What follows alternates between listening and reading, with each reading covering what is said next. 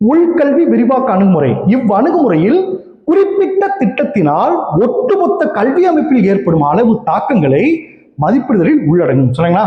அது பாருங்க. அதாவது கல்வி அமைப்பின் ஏதாவது ஒரு அம்சத்தில் குறிப்பிட்ட கால அளவுக்குள் அடைந்திட வேண்டிய திட்ட இலக்குகளை நிர்ணயித்து அவற்றை அடைந்திட கல்வியின் பிற கூறுகளில் ஏற்படும் அடைவு தாக்கங்களை மதிப்பிடுதலே உள்கல்வி விரிவாக்க அணுகுமுறை எனப்படும். சரிங்களா?